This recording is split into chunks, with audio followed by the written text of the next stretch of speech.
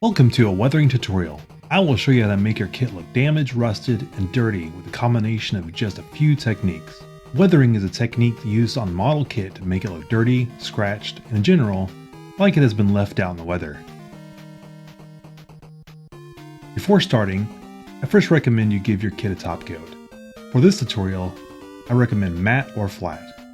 The techniques I will show you will need items similar to what I have here. First up is a dark paint. Something to represent the dirt buildup on metal parts. I like to use a dark German gray. However, any darkish paint will do. We will be applying the paint with a sponge. You'll want something that isn't dense and a bit porous. This is from a roll of insulation sponge tape. To achieve a rust look, we'll be using a brown marker. I like the Gundam Real Touch Marker sets. For this, I use brown 1. The sets will come with a shade-off marker.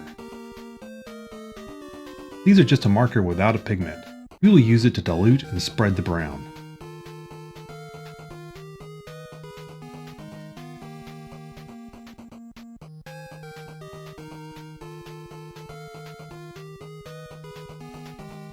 We'll then be using mud from the Tamiya Weathering Master Set A to help blend everything together. You might want to go with a darker color based on the color of your model. For example, for white armor, use like oil stain from Set D. We will use a silver paint and a stiff brush to apply the chip metal look near the end. Lastly, I'll show you an optional weathering step using Mr. Weathering Color Ground Brown. This helps give it a nice dirty filter and reduce the contrast of the other chipping.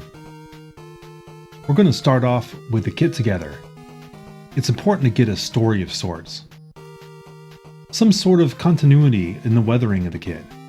If you start with individual pieces, you might have some that look more damaged than others.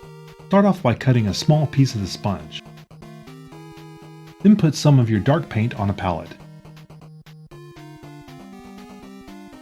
Use something like tweezers to hold the sponge. We are after a nice round edge. Tap the sponge in the paint, and then remove as much as you can. Start dabbing the sponge all over the model. Start with the major corners and edges. Anywhere that would probably get the most damage or get scratched up.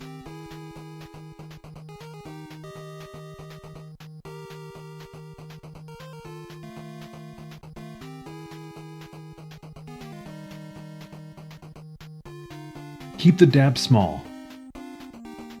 It's easier to add more as you work all over the model.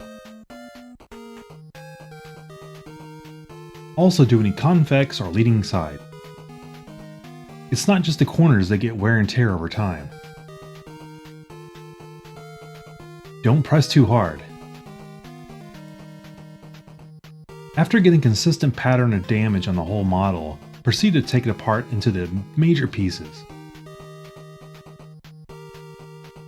Now go back over it and add the chips as much as you want.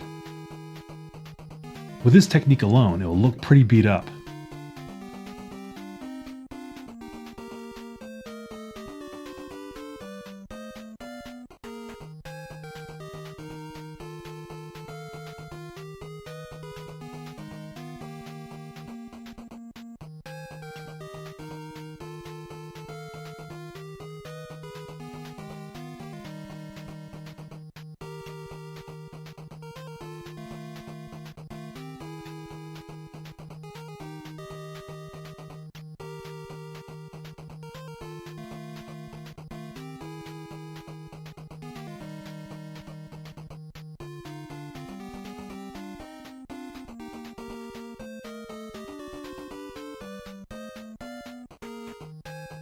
Next up, we'll be adding the rust layer with our brown 1 and shade off marker.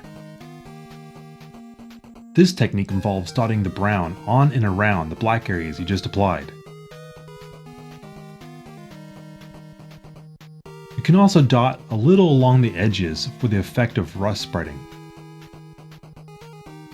Then take the shade off marker and start smearing the brown. Try to smear it toward the black area. The brown will come off into the clear marker, so don't forget to wipe off the clear marker on a paper towel as you go along. I recommend just doing a few brown dots at first to get a hang of this.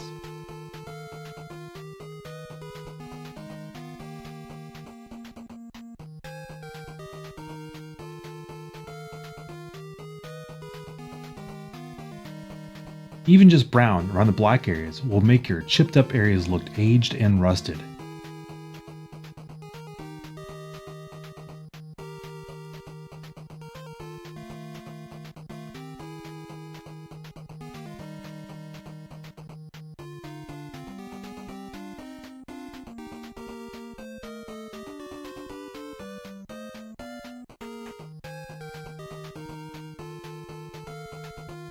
If you are enjoying this tutorial, please don't forget to like and subscribe. It really helps a lot. Also, let me know in the comments if you have done any of these techniques before. I like to hear if you have any suggestions for these methods. I also stream over on Twitch at Interneco Models. I build all sorts of model kits from Gunpla to Gunpla, and use all these techniques that I am showing you here. Come on by!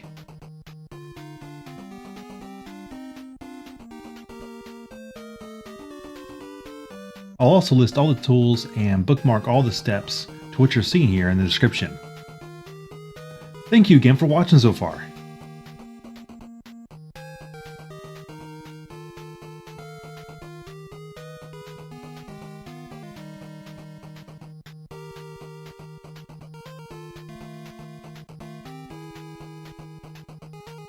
I also like to put a few rusted dots along slightly convex edges in the middle of big pieces of armor. It gives it a bit of a story, like it was hit by shrapnel or caught some debris.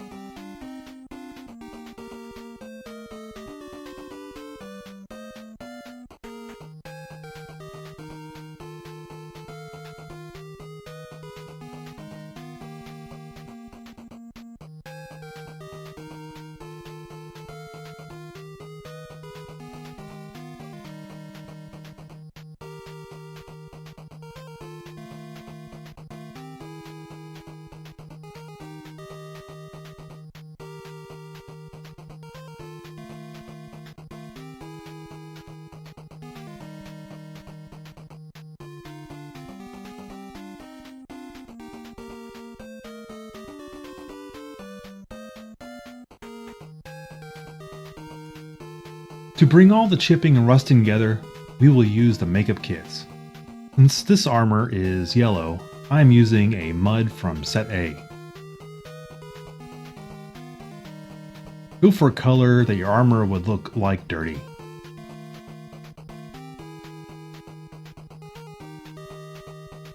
For white armor, you might actually go with something a little bit darker like oil. For dark armor, use something lighter like snow. Spread this around and on top, all the chipping you have done so far. It blends it together really nicely. This is also a good time to spread it around any convex or leading edges. It's an easy way to actually achieve a dirty look, even on its own. You'll also see I use my glove to spread and fade the makeup. Each of these techniques can be used on their own. I would recommend anyone getting into the hobby to choose one of them and try it out on its own.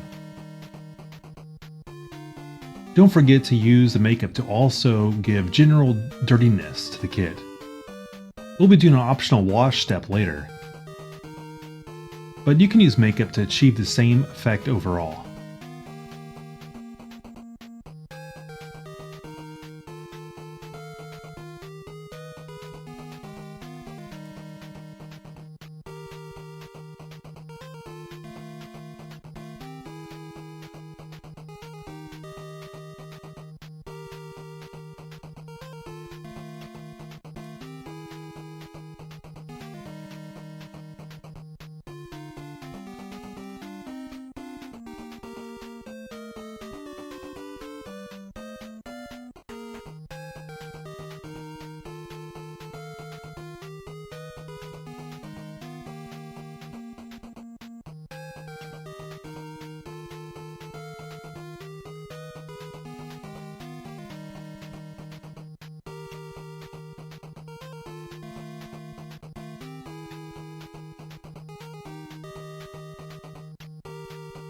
For the next step, we'll be doing a bit of dry brushing with silver to give everything this scratched up look.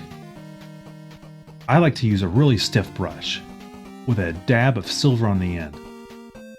There really isn't a best method for this. The idea is to barely apply little bits of silver all over the black parts and edges that are exposed. Having a brush with cut off bristles has always been my favorite method for doing this.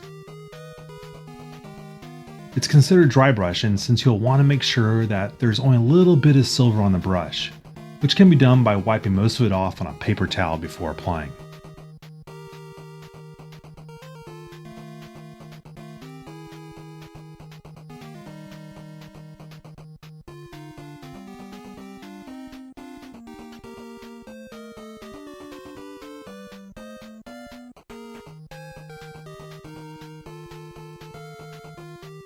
With these steps done, your kit will already look really weathered.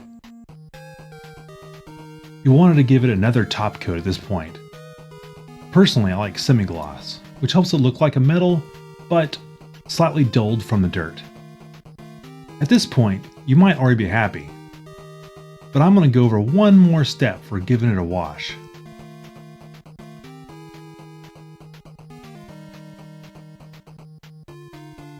Pour some wash into a little basin.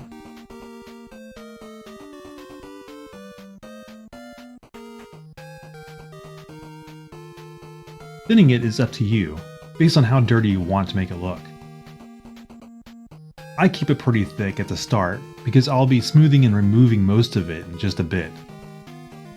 Washing is as easy as just applying all over your model. This is also why your top coat you gave earlier is important. Consider the top coat like a save point. It's easy to take off any paints or applications to the point of your last top coat pretty easily. Don't get nervous doing this. You'll see it's pretty easy to take it off in just a bit. Try apply it in the same direction like the dirt would flow when it rains.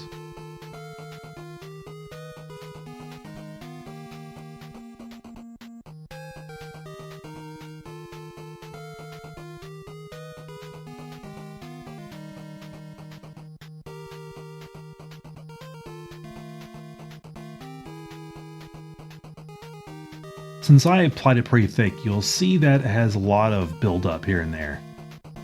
I take a melanin sponge or like a Mr. Clean sponge and lightly go over it, blending it and removing any big blobs.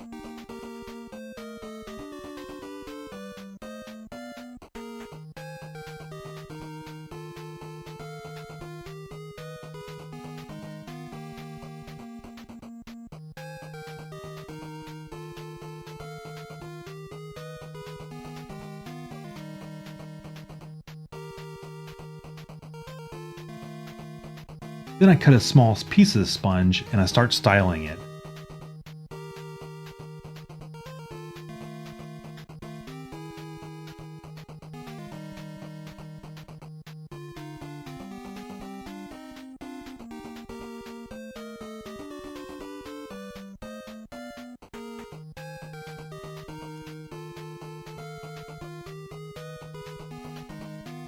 Make sure to compare your parts as you go along. You don't want one to be less weathered than the other. They have to match it pretty well.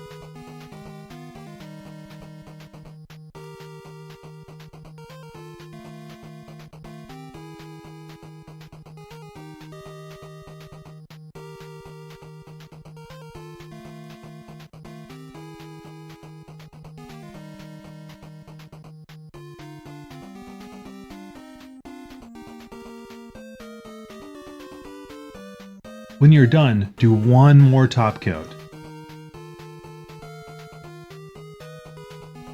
And that's it. Thanks again for watching, and let me know what you think in the comments. Come join me over on Twitch and have a great day.